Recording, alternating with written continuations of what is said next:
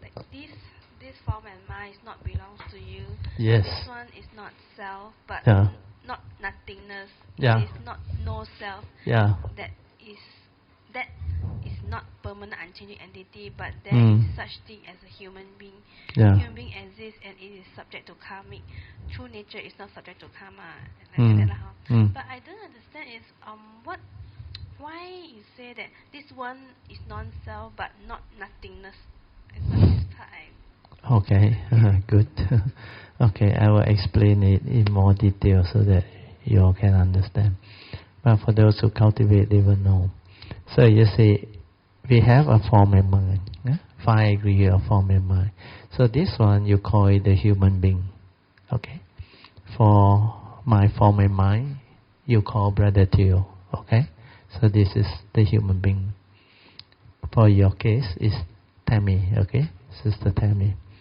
So you look at it. There is such thing as a human being, true or not?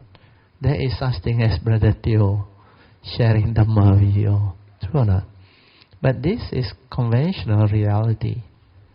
This is within the conditioned world. That's why I say it's not nothingness.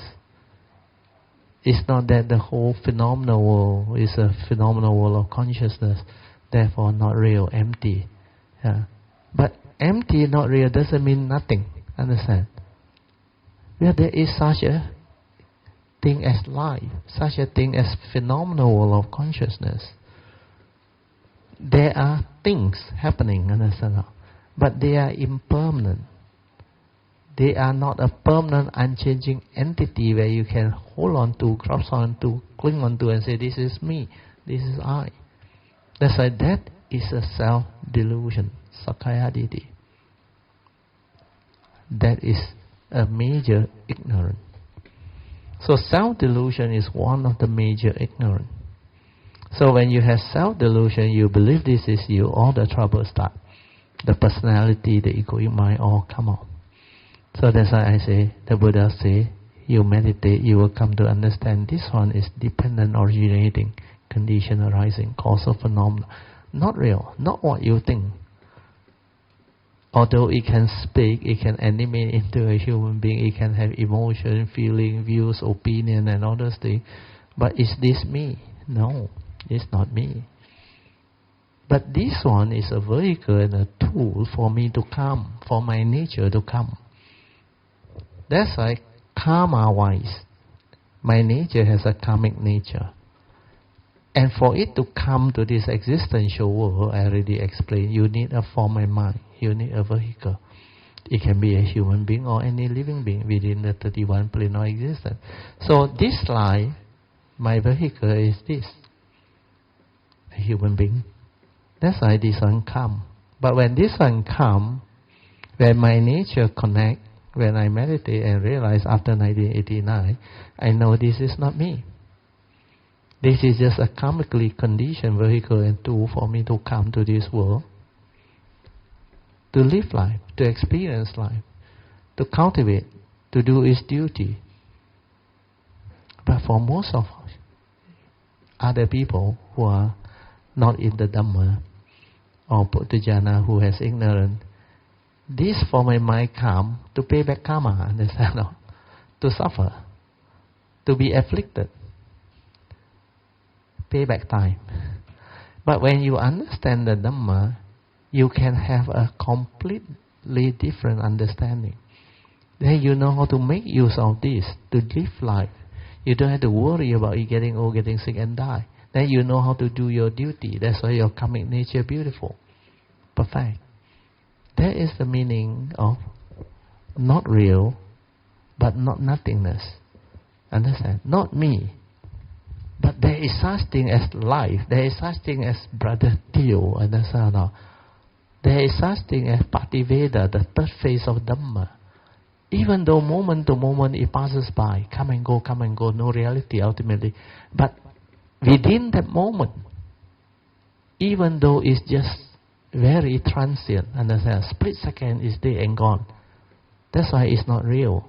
Do you understand? As real it can be, is only the present moment. We already gone through that. True or not? Past is already gone, no more reality. Future yet to come.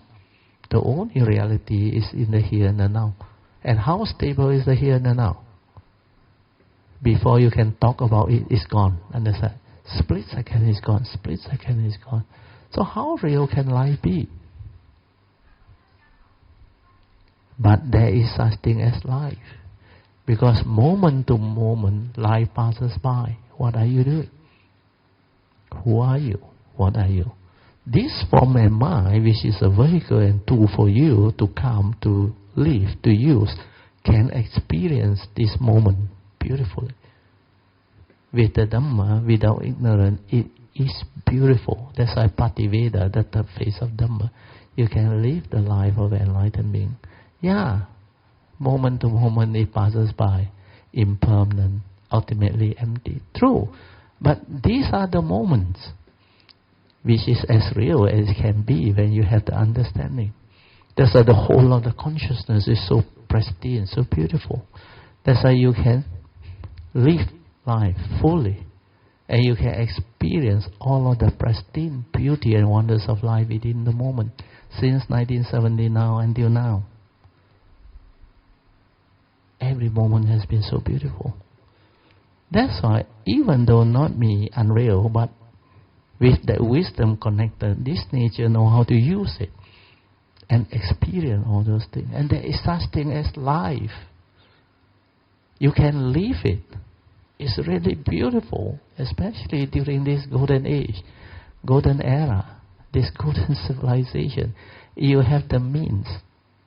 You must develop the understanding to live life. Because all these things that you own and you have through your merits and your blessing, you cannot bring along, understand? You can use it for the good of the many and yourself. Use it. Make use of it. Cultivate. Develop the understanding. Develop the joy. Then whatever you use it for the good of the many, come back to your karmic nature. Do you understand? Your perfection. They are never lost. That's why be generous, be kind, be good to people, have Dhamma.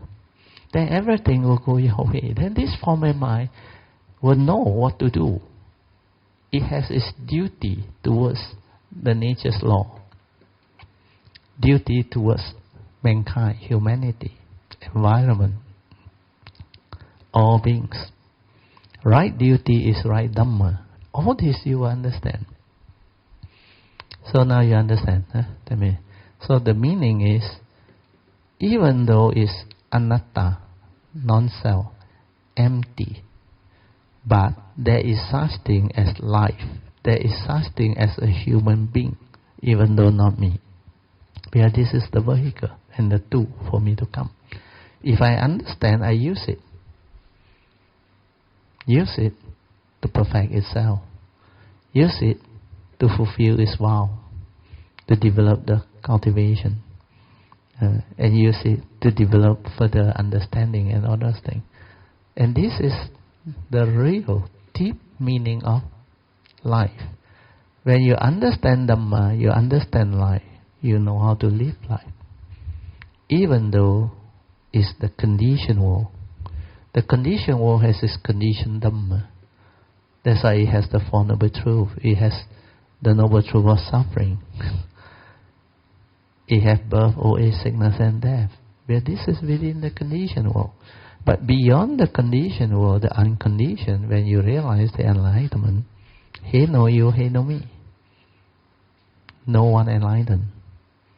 No attainment, nothing. No old age, sickness and death. Because it's the complete opposite. But you need the wisdom of the unconditioned Dhamma to live in the conditioned world, so that you are not deceived, deluded and afflicted. When it comes to understanding, the wisdom of the unconditioned must be there. When it comes to living life, the wisdom of the conditioned world must be there. That's why you must have the wisdom of both sides to enable you to understand life, to be complete. That's why without the spiritual understanding, your life is incomplete. You will suffer. You don't know how to live. You have fear, worry, anxiety, sorrow, remedy. You can't. There is no way. Okay? So this one you have to go back and reflect, contemplate. I have repeated a lot of this inside there. That's why you have to listen to it. Constant listening to the Dhamma until it becomes very, very clear. Then reflect, contemplate. Then ask yourself that question. Who am I? What am I? What is this Tammy all about? How did Tammy come about? Yeah. Okay.